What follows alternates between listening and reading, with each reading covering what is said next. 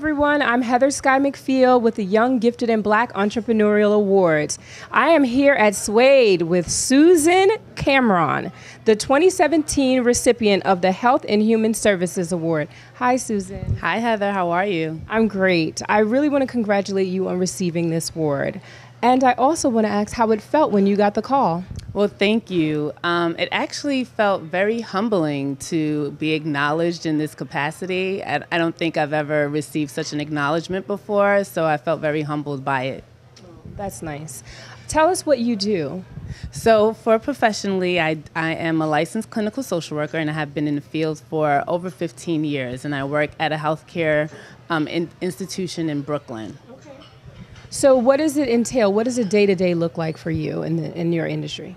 So my industry really involves helping people achieve the goals that they want to achieve in their lives, whether it's finding a job, whether it's coping with family dynamics, whether it's overcoming stress, whether it's, just finding a place to live, and also helping support the staff that do the work day to day. So what made you decide to get into social work? I've always been interested in working with people. That's always been a passion of mine. So when I went to college, I was always interested in working in the field of psychology and didn't really have a sense of what direction I wanted to go in. And then I had a professor who was a social worker who really inspired me and informed me of the profession and what the profession entails. So you would say that it's been a rewarding decision? Oh, absolutely. I had no prior knowledge of what social workers did before I went to college. And this one particular professor really exposed me to the field and really the depth of the profession and all the different capacities in which social workers can impact the community. Wow. When I was in college, I was studying sociology, and so I had a lot of interactions with people that were studying social work. And I often heard that it was like really crazy. What would you say are some of the challenges that you've experienced? I think some of the challenges in the field of social work are really looking at some of the systemic issues that really make it difficult for the people that we work with to receive some of the services that they are supposed to get or really need to get to be able to maintain themselves in the community. So it's really fighting challenges of folks not having the proper benefits to get access to proper care, or motivating our individuals that we're working with to help them succeed, or really sometimes even working with the families who are stressed out by some of the challenges that their loved ones feel or experience. So kind of helping support all of them, all while trying to get them connected to services are some of the difficulties that we face. I'm sure. So I know that motivation is a big deal, and it's not the easiest thing to do. Can you give us like an example of a situation where you were able to motivate someone? Yeah, I think really looking at taking what somebody wants, right? I think as professionals in this field, we sometimes have our own goals for the people that we work with, but really have to start with what they want, right? And even if it's something that's extravagant or something that's minute, it's really starting there and then trying to work our way up to what the larger picture is, right? So I can think of a individual that I worked with who had challenges with really accepting that she had some difficulties with a diabetic condition and accepting help, right? Wanting to be independent, which is great, right? It shows strength, it shows resilience. So really help her understand that getting help doesn't make you any weaker, right? It doesn't take away any strength that you have. It just helps empower you to recognize that this is a place that you need a little more support in, and you can still empower yourself and still achieve what you want to achieve while getting assistance from other people. Wow, that is so powerful and needed. What would you say to young people that are interested in getting into social work? Like, what advice would you give them? So I would say just really look within yourself and look at what you want to accomplish, and not so much for yourself, but for the people that you're working with, right? And not kind of set yourself with the expectation that you're going to necessarily solve their problems versus really guide them towards the steps that they need to take to help them help themselves, right? We aren't problem solvers. We aren't the saviors of the world. We can just definitely empower people and guide them throughout the process to help them make decisions that will ultimately empower themselves and lead them to a place where they can do things independently. So where you're at now in social work, where do you see yourself like in the next 5 years in this industry? That's a great question. Since I've been in the field over 15 years, like I never thought that I would actually be in the position that I'm in, which is in an administrative management position. So I'm curious to see where the next 5 years will take me. I'm grateful to be a part of the public health system and working with my people and the people in my community in Brooklyn. So I'm definitely open to seeing where my career takes me. We'd like to hear a little bit more about the path that you took to get to where you are today.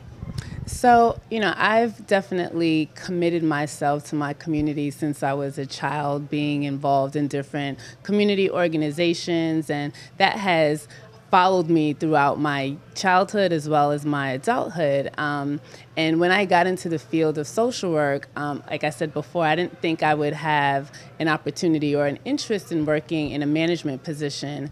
And when I was faced with the opportunity to kind of take the position that I'm in my career, I really thought about the community, right? And being a representative of the social work department and behavioral health at the institution that I work with, and being a reflection of the community that I work in. It was super important for me to be able to be the face of the people that I service every day because, like I said before, we work in central Brooklyn and the people that we work with are people that I grew up with or people that I went to school with or people that look like me. And it was important for me to be able to have some sort of stakeholdership in that process, whether it's trying to improve the processes that exist already in the institution or being able to evoke change in some capacity within the department that I oversee and the staff that I help to lead. Social work, I can imagine, is a very heavy field to be into. So tell me some of the things that motivate you or keep you grounded. What are some of the things that you do to create balance in your life? So keeping balance really means I work hard and I play just as hard. So finding time to enjoy life, finding time to spend time with family is important and friends. I value my relationships with family and friends just as much as I value the work that I do with the population that I serve. What about mentors? Have you had any mentors or people that motivated you along the way? So when I think about, my interest in working with the community, I think the people that stand out to me as really representatives of that sort of work are my parents.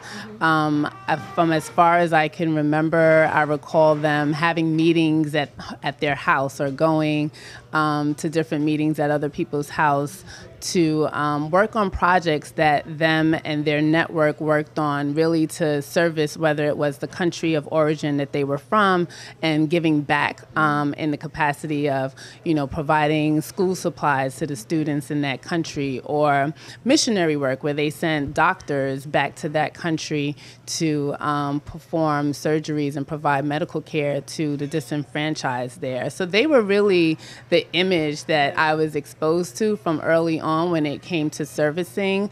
My dad was really the president of the Block Association and still is very involved in the community and the community board district. So they would be my inspiration when it comes to putting the needs of other people before themselves. Oh, wow. So you've been doing social work your entire life, basically. That's awesome. Are there any organizations or groups that you're a part of? So I do some volunteer work and mentor high school students through the Fresh Air Fund, through their College Connection program. And I'm a member of Zeta Phi Beta Sorority Incorporated, the Delta Alpha Zeta chapter. I serve as the youth coordinator for that chapter. So would you like to tell us where people, if they wanted to work with you in particular, where they could find you, what the address is, the location? So because I don't provide direct care work anymore, if individuals are interested in getting support and treatment, they can definitely come to Kings County Hospital, which is located in the central part of Brooklyn, to get support. Well, thank you so much for coming and speaking with us. And I really, really want to commend you. You're a champion in our city. And congratulations. Thank you. Thank you, everyone.